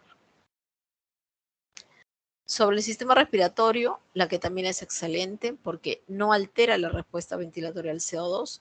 Además, es un potente broncodilatador por su efecto simpático mimético, o sea que no deprime la ventilación en nada. El paciente sigue con ventilación espontánea bajo efecto de ketamina y de allí, además, sus efectos cardiovasculares, que al producir liberación de catecolaminas va a aumentar la frecuencia cardíaca, la presión arterial y la presión arterial pulmonar, con lo cual hace que sea un paciente, diríamos que no tiene, a diferencia de con las otras drogas, hipotensión, bradicardia, ¿no? Al contrario, con ketamina ventila espontáneamente y más bien tiene una estimulación cardiovascular. Obviamente lo único que hay que tener en cuenta que no se debería, en la evaluación preparatoria, detectar aquellos pacientes en los cuales por sus efectos cardiovasculares no debería usarse, ¿no? Como son los hipertensos, pacientes hipertiroideos, pacientes psiquiátricos también que ya tienen algún trastorno previo o aquellos pacientes que pueden tener una hipertensión pulmonar. Bueno, usos clínicos. Se puede usar en la inducción y el mantenimiento de la anestesia. En promedio siempre usamos 2 miligramos kilo cuando es endovenoso y hasta 8 miligramos si es intramuscular. El tiempo en que se duerme el paciente, 60 segundos, bastante rápido. El tiempo de duración del fármaco de un bolo, 15 minutos. O sea, esta es una droga muy útil para cirugía fuera del quirófano, para procedimientos cortos como son cateterismos, tomografías, endoscopías en niños en los cuales tal vez no colaboren al procedimiento, ¿no? Los usos clínicos se puede usar como sedación y analgésico, en la inducción de la anestesia también, en infusión continua también se puede usar para el mantenimiento, o sea, si yo no estoy en otro lugar, yo siempre les enseño esta droga a mis alumnos, porque al no ser una droga depresora respiratoria ni cardiovascular, usted como médico general pudiera usarla en un procedimiento corto, digamos, en un lugar donde no hay anestesiólogo, ¿no? De pronto está en un lugar donde pues hay huaicos, lluvias y no puede llevar a una paciente a un hospital cercano porque no hay cómo ir. Usted puede hacerle, por ejemplo, el legrado uterino para sacar una retención de restos placentarios o un legrado simplemente porque la mujer está sangrando por un aborto, qué sé yo. Se puede usar ketamina tranquilamente. Usted puede pasar primero, después de hacer su evaluación preoperatoria, monitorizar al paciente, poner un anticialólogo como puede ser la atropina, porque esta droga produce cialorrea, una benzodiazepina para que esté tranquila, dormidita, y luego la ketamina, ¿no? Y luego, una vez que estabiliza a su paciente, pasar al lado del cirujano, o sea, porque ahí los médicos cuando están en el serum a veces están solos, ¿no? De pronto pueden tener el apoyo, claro, de una enfermera, una obstetriz o un odontólogo para el monitoreo, pero en sí él es el que va a hacer el procedimiento anestésico y quirúrgico, ¿no? Entonces es una droga muy útil porque es muy noble. En cuanto a las indicaciones, están indicadas para procedimientos diagnósticos y terapéuticos, como decíamos, endoscopías y cirugías de corta duración que no requieren relajación muscular. Si usted requiere relajación, entonces tiene que usar ya un relajante neuromuscular y saber que su paciente va a tener que someterlo a ventilación mecánica porque ya no va a poder ventilar. En cirugía ambulatoria, ¿por qué? Porque el medicamento dura 4 horas aproximadamente, se metaboliza en 4 horas, o sea que se puede el paciente hospitalizar, operar e irse el mismo día. En pacientes de alto riesgo, ¿qué cosa es el ASA? Ya lo van a ver en el seminario de evaluación preoperatoria. Es una evaluación, digamos, anatómica para ver el riesgo anestésico del paciente y hasta 3 o 4 es un riesgo, digamos, de moderado a severo. ¿Quiénes son estos? Pacientes con shock hipovolémico, deshidratados severos que vienen a la emergencia, a pacientes con un broncoespasmo secundario a EPOC o asma bronquial, ¿no? Son de riesgo para anestesia. Patologías cardíacas y respiratorias, excluyendo la isquemia y la hipertensión pulmonar, ¿no? Entonces, todos estos pacientes que son hasta 3, 4, a pesar, miren, de su complejidad, son candidatos a ketamina. Justamente porque la ketamina, si el paciente está chocado, si yo le pongo las otras drogas que hemos estudiado antes, va a acrecentar su hipovolemia, ¿no? En cambio, con la ketamina, más bien le va a preservar, por lo menos durante el momento crítico, que es el momento que el cirujano abre la cavidad y de pronto evacúa un hemoperitoneo, un hemotórax, ¿no? Entonces, son momentos muy críticos, el paciente puede hacer paro, ¿no? Entonces, digamos que esta droga lo va a mantener, ¿no? Y ya después se puede, digamos, cuando el paciente ya se estabiliza con la hidratación, la reposición sanguínea, ya usted puede pasar a usar otras drogas. En obstetricia se puede usar también para el parto vaginal y la cesárea. A veces la gestante no ha recibido analgesia de parto, por lo tanto está sintiendo el dolor intenso, que el dolor del parto es muy intenso, y está pujando y no puede sacar al niño. Entonces es necesario darle algo de analgesia, ¿no? Porque el dolor hace que la mujer libera más catecolaminas y esto produce una disminución, digamos, del avance del trabajo de parto y también aumenta el tono de los músculos del piso pélvico y esto impide que la presentación avance, ¿no? De tal forma que dándole ketamina para aliviar su dolor, podría ser que el niño salga con la siguiente contracción porque la ketamina no va a alterar digamos, la contracción uterina para nada. El útero sigue en su dinámica. En el siguiente contracción el niño sale y el único inconveniente es que, bueno, ya no va a ver a su madre en el sentido de que ese contacto madre-niño no lo va a tener porque la madre está dormida. Se puede usar también como suplemento en técnicas locorregionales, un bloqueo regional, que es que el paciente está despierto en sala todavía, hay que dormirlo, se puede usar ketamina y asociarlo también, asociar, digamos, también su efecto analgésico a la regional, ¿no? Sedación para realizar los bloqueos, lo que decíamos, para que colabore el paciente en la realización de un bloqueo de plexo. Cuando está contraindicado, obviamente se debe una reacción previa adversa. En pacientes obviamente portadores de aneurisma cerebral torácico abdominal, por ejemplo, ahora cuando el paciente viene a la emergencia por obstrucción, por lo que sea, rápidamente le hacen un ecofaz, ¿no? Se hace una ecografía y ya pueden detectar si el paciente tiene un aneurisma que no ha dado síntomas cerebral torácico abdominal y por lo tanto este paciente podría ser de riesgo de usar ketamina porque podría romperse el aneurisma, ¿no? Esta es una de las causas a veces de muerte por ketamina en pacientes en los que obviamente puede tener un aneurisma oculto que nunca ha dado síntomas y podría en una crisis hipertensiva romperse, ¿no? También está contraindicado, obviamente, en patología cardiovascular asociada a hipertensión arterial, infarto o angina inestable, insuficiencia cardíaca derecha e izquierda, en pacientes que ya tengan síndrome de hipertensión endocraniana, en pacientes con tirotoxicosis y, como habíamos hablado, en trastornos psiquiátricos porque puede desencadenar una psicosis aguda. Bueno, si tuvieran ahí preguntas, yo creo que sí debe haber varias preguntas. Esta clase, si bien es cierto, es bastante pesada en el tema que son varios fármacos, que al final son un recuerdo de la farmacología que ustedes han llevado, pero digamos,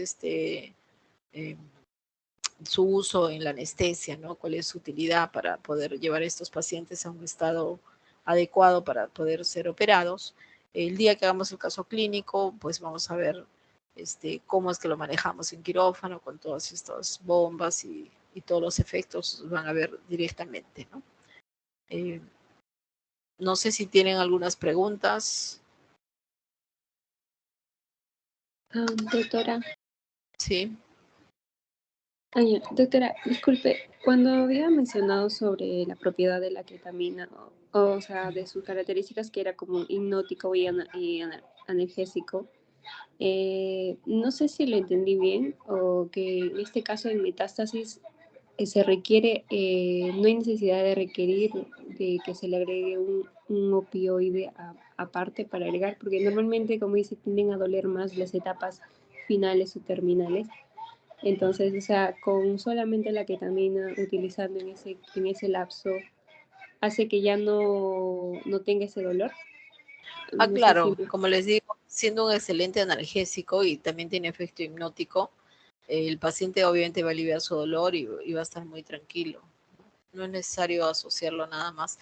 Lo asociamos a una benzodiazepina para anestesia, ¿no? O sea, cuando queremos anestesiar a un paciente, por ejemplo, viene una paciente chocada por una ruptura de hígado, ¿no? Ruptura de vaso, o de pronto una hemorragia obstétrica, ¿no? El paciente está chocada, entonces de frente sube de la unidad de shock trauma, nada más le ponen un suero y le toman una analítica, digamos, de grupo sanguíneo, grupo IRH, le mandan las muestras para sacar las cosas básicas, glucosa, creatinina, gases en sangre, o sea, le hacen una analítica basal, ¿no? Y la mandan al laboratorio y el paciente está subiendo a sala, ¿no?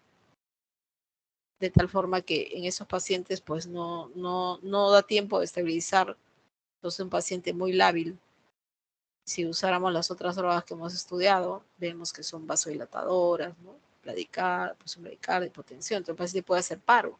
En la inducción puede hacer paro, porque ya viene totalmente inestable, ¿no? En cambio, la ketamina es una droga que les permite, digamos, todavía dormir al paciente sin desestabilizarlo más de lo que ya está, ¿no? Y esos minutos de oro que son los primeros minutos que el cirujano, por ejemplo, inmediatamente corta la cavidad abdominal, torácica, lo que tenga, y hace hemostasia, ¿no? Porque cuando tenemos un caso de eso, necesitamos también un cirujano rápido que haga hemostasia, o sea, que vaya y pare el vaso que está sangrando. Con eso ya tenemos el 50% digamos, del caso resuelto, ¿no? Ya después solo, ahí sí ya podemos cambiar de drogas, todo, porque ya nos da tiempo a estabilizar al paciente. Pero mientras el paciente está inestable, la ketamina es una droga muy útil. ¿Sí? ¿Te ha aclarado el tema, Heidi? Sí, sí, doctora, ahora sí. Estaba con esa A duda. ver, Gracias. chicos, pregunten nomás. Miren, las preguntas más interesantes las hacen los niños menores de 5 años. ¿Por qué? Porque ellos no tienen miedo de preguntar. Entonces, esto es muy importante. Usted es alumno todavía, esta es una subespecialidad en realidad. La idea es que ustedes cuando lleven a este curso, lo lleven en función de que se familiaricen con lo que es la evaluación preparatoria, o sea, de cómo preparar un paciente para ir al quirófano, porque tengan la especialidad que tengan doctores, endocrinólogos, neumólogos, cardiólogos, no sé, oftalmólogos, lo que sea, siempre van a tener un paciente, que preparar a un paciente para el quirófano. Entonces deben saber qué cosa es lo que le puede pasar al paciente en el perioperatorio y cómo prepararlo mejor, ¿no? Entonces, uno de los objetivos de este curso es ese, ¿no? Que sepan cómo preparar un paciente para ir al quirófano, otra que se familiaricen con estas drogas que hemos hablado, con las que les han explicado los otros doctores, para saber cuáles son sus efectos y qué pudieran también producir en el paciente, ¿no? Por ejemplo, un paciente sale del quirófano chocado, o sea, hipotenso, hay que pensar en varias cosas, no solamente que esté sangrando, sino de pronto un efecto, una anafilaxia, algo, alguna de las drogas, qué sé yo. Pero si ustedes no conocen, entonces no pueden hacer, digamos, un diagnóstico diferencial, ¿no? Doctora, Sí, disculpe, Carolina. en un paciente politraumatizado, entonces, Mm. si se le tiene que realizar una cirugía, la mejor opción sería una ketamina. Ah, claro, un paciente politraumatizado, sí, a menos que tenga, incluso se ha visto que el paciente politraumatizado puede tener un TEC, además, ¿no es cierto? Eh, Ahí se puede balancear, lo que nosotros hacemos es un ketofol, decimos, ¿no? O sea, usamos la asociación propofol-ketamina, ¿no? O sea, para no poner una dosis muy alta de ketamina, ponemos propofol. Este ketofol nos permite evitar el efecto tan vasodilatador del propofol, ¿no? Eh, y digamos, hacer algo de antagonismo, digamos, con la ketamina, ¿no? Que al contrario, aumenta la presión, ¿no? Recuerden que un paciente con TEC, si bien es politraumatizado y que además tiene el TEC, entonces en shock trauma se valora qué es lo que se va a hacer, ¿no? A veces entran los dos equipos, ¿no? Entra el neurocirujano y también el cirujano de abdomen o de tórax, ¿no? Porque por un lado va a estar chocado porque tiene pues un trauma abdominal cerrado, entonces hay que entrar a hacer hemostasia, y por otro lado, si en el cerebro también tiene un hematoma, pues igual, ¿no? Entonces entran ambos equipos y una inducción, que es la etapa más crítica, con ketamina, buquetofol, la asociación de estos dos fármacos, va muy bien en estos pacientes politraumatizados, porque lo que se quiere ahí es evitar la hipotensión, ¿no? La hipotensión muy severa, debido a que esto obviamente le va a traer más daño cerebral, ¿no? O la posibilidad de que treparo, ¿no? Entonces, si ya tiene una hemorragia interna o tiene un traumatismo encefalocraniano con edema cerebral, o sea, las posibilidades de paro de ese paciente son muy altas, ¿no? Entonces, en ese momento se valora, este, digamos, para ver si sería interesante ponerle este tipo de droga y no otra, ¿no? Se hace una inducción muy rápida y, como les digo, cirujanos que resuelvan lo más pronto el tema de la hemostasia, y luego ya, ya lo estabilizamos al paciente, ¿no?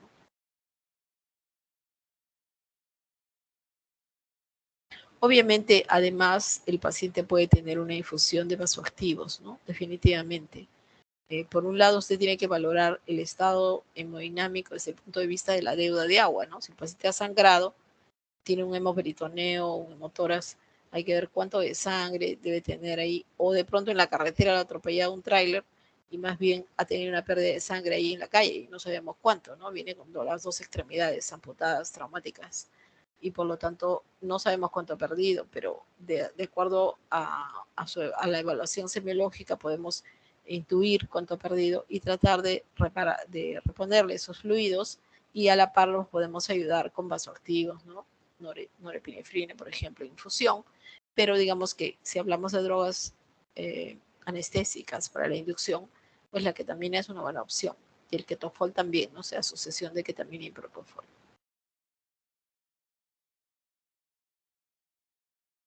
Esta es la parte interesante que, como les digo, me gustaría cuando estén disponibles en ocasiones, porque ahora yo sé que están llevando un sistema muy complejo, encima les han mezclado 2 cursos, 3, no sé, creo que tienen 2 currículas y eso hace que ustedes se pueden agotar y no sacarle provecho al curso, ¿no? Entonces yo prefiero que estudien bien y ya cuando estén más libres en vacaciones o sábado, domingo, que no tengan exámenes ni cosas que preparar, puedan ir a los hospitales, ¿no? Porque ahí es donde van a ver sobre todo, por ejemplo, yo he tenido por años muchos alumnos míos que iban así todo el mes, por ejemplo, todo enero que tenían vacaciones, iban interdiario, entonces yo los tenía en sala unas horas y de ahí ya, los presentaban los cirujanos, todos los cirujanos le daban pase para que vaya al tópico de cirugía o al tópico de obstetricia, y ahí miraban y aprendían otras cosas, ¿no? Pero siempre tienen que tener el aval de un tutor, digamos, ¿no? Del hospital, no pueden estar solos. Eh, Eso es lo que yo les puedo recomendar, porque sin base teórica, todo lo que miren no lo van a entender. Y y al contrario también, si nunca van, también en la teoría se va a quedar, ¿no? Y después cuando vayan al internado, ahí pues van a estar muy estresados. ¿Por qué? Porque en el internado hay mucho tema administrativo, o sea, a ver, haga la historia, lleve los análisis, no sé qué, un tema administrativo que a veces los satura, los estresa a los internos y no hace que disfruten su internado, porque el internado es para aprender, ¿no? O sea, cada casito, o sea, a mí me tocan 2 camas, pues esas 2 camas de esos casitos los debo tener bien evolucionados, bien estudiados, ¿no? Yo debo ser de toda la visita, si a mí me tocan 2, 3 pacientes, yo debo ser el erudito de esos temas, ¿no? Esos casos. Yo me acuerdo que cuando hacía el internado, me tocó un reumatólogo en el área de medicina, cuando roté medicina. Este reumatólogo pues nos preguntó, íbamos a las 5 de la mañana al hospital a evolucionar a los pacientes y nos preguntaba hasta de qué se había muerto la abuelita del paciente, porque es que como las enfermedades reumatológicas pues tienen mucho componente inmunológico, etc., teníamos que saber todo, todo del paciente. Incluso teníamos que preocuparnos por cómo estaba tendida la cama, porque es cierto, ¿quiénes son los que dan las órdenes? Los médicos, ¿no? O sea, que no podemos decir, ay, que la cama está sucia, mal tendida, o el paciente está despeinado, o no se lava los dientes, echarle la culpa al paciente, al técnico, no. Somos los médicos los que damos las órdenes. Y si usted es un médico que da buenas órdenes, las escribe las órdenes y vigila que se hagan, sus pacientes van a estar bien tratados. Y el personal de por sí sabe a qué médico, por decir, no, con él no pasa nada, ¿no? Puedes llegar tarde, puedes dejar de evolucionar el paciente, o le dices cualquier cosa y se contenta, y eso no debe ser, ¿no? Nosotros trabajamos con seres humanos y por lo tanto somos responsables de su calidad de atención. Entonces, el médico es el principal responsable de calidad de atención. No podemos echar la culpa a la enfermera, a la técnica, no. Somos nosotros los que debemos supervisar todo lo que pasa con ese paciente. De tal forma que si tienen ese nivel de exigencia, yo creo que van a ser muy buenos médicos, pero por el momento creo que deben estudiar. Traten de estudiar todo lo que se pueda para que tengan una buena base teórica. Yo, por ejemplo, a veces veo a los alumnos de la, bueno, esto no estoy comparando, de la, ¿cómo se llama esto? De la UPC, y la verdad que hay gente muy bien preparada,